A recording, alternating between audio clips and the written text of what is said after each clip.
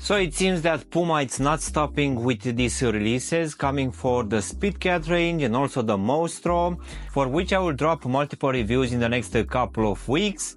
But in today's video, guys, we're gonna have a look at a different take on this Speedcat release, which finally got some mesh for the upper, making this one actually now quite a very good release for the summer.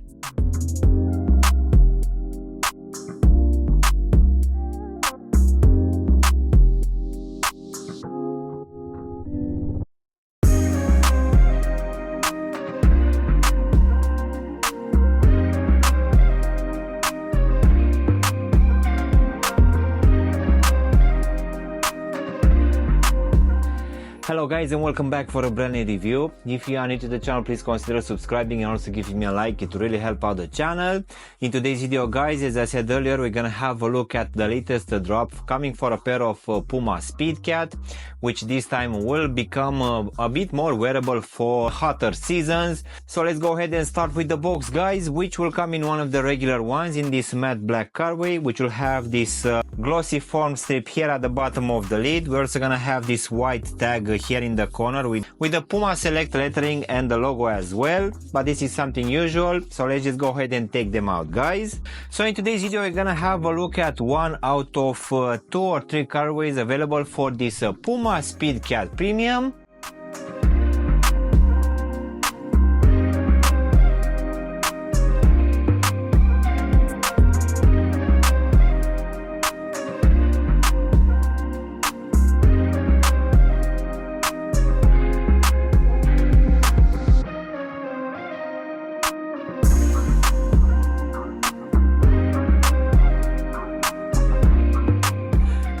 So I need to admit that I've almost didn't bother to take this one, guys. Scrolling online on End Clothing, where I'm doing most of my shopping, I came across this one, which it's slightly a bit different between all of these Speedcat releases, which I think we have like 10 colorways altogether, at least here in the UK.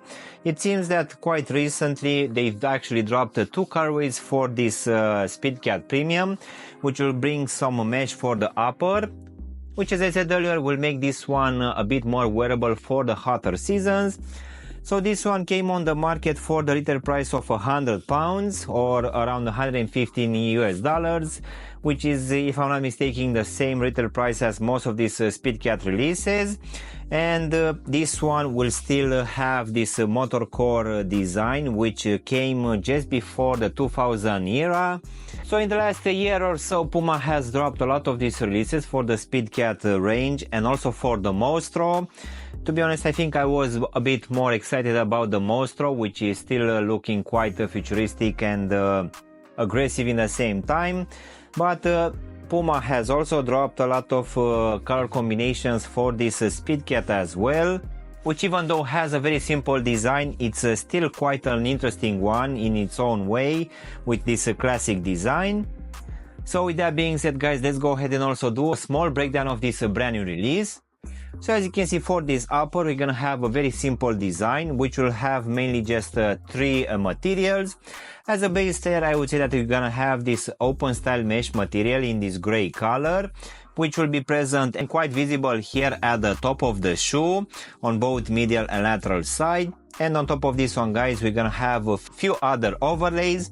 One of it will be this very nice suede material in this dark gray colorway, which will cover most of this front part of the shoe, where on the lateral side it will also have your normal Speedcat embroidered.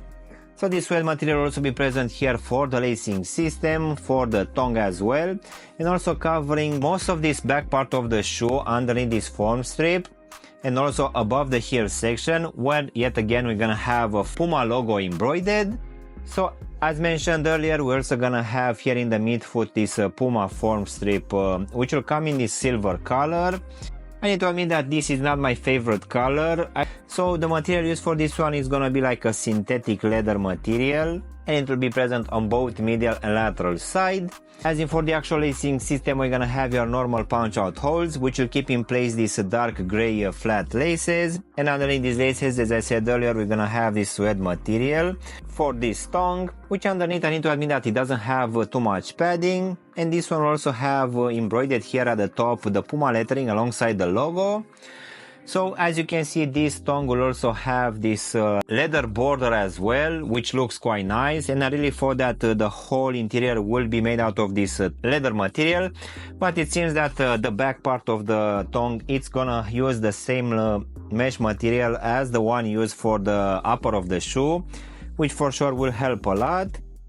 So going now inside of the shoe, for this one we're gonna have, at least for this back part, this leather lining, which feels to be like a synthetic one.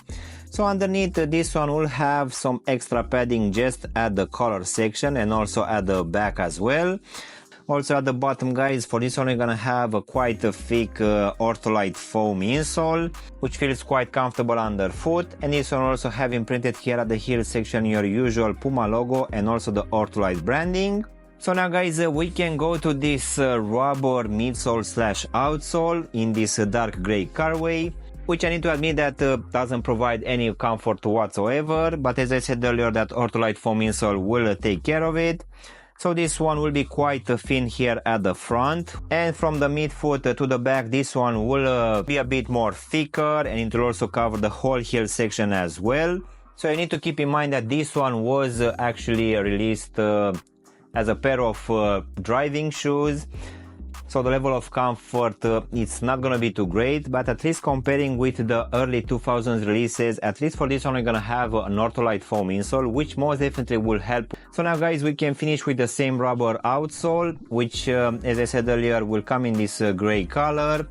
And this one will have this tire tread, which for sure is quite an interesting one, and it's unchanged since its official release back in the 2000 era.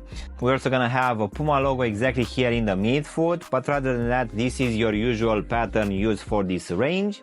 As in for the actual sizing, guys, for me as I have skinny feet, for this range I've always went with my true to size, and this one fits me just fine, and I will say that it's gonna be roughly the same for people with normal feet. But just in case you have wide feet, most definitely I would suggest you to go with at least a half size up, just to make sure that this front part of the shoe, which is a bit pointy, is not gonna be too tight for you. So overall guys, this latest release coming from Puma for this Speedcat range, which in general it's not such an interesting release, at least in my opinion. I really feel that this time it became a slightly bit more wearable, as this time they decided to bring us some mesh for this upper, making this one much more wearable comparing with your usual releases, which most of the times will just have leather or suede. So this one most definitely will have a better breathability. The design is completely unchanged. We just have this mesh. So the paneling remained the same, the design the same, the materials are still quite good most of the times. The level of comfort, as I said earlier, it's not gonna be one of the best, as this one it's still considered a driving shoe, but at least in the last half a year or so for this one they've introduced this ortholite foam insole, which is quite thick, and for sure wearing them for a couple of hours will be just fine. So overall I would say that for 100 pounds guys, or 115 US dollars, this one just became slightly a bit better. So if you like classic shoes coming from Puma, or just classic shoes in general, for sure this one could be one of it. So yeah guys, this was my unboxing and reviewing of this new take on the Puma Speedcat, which just got some mesh for the upper. I really hope you've enjoyed this video, and if you did, don't forget to press the like button, maybe also subscribe to the channel. Of course, if you want to have a look at any of my latest reviews, you can choose from any of the videos which you have now on the screen, which will also include the normal Speedcat as well. And as always, I will see you in my next one. Thanks for watching!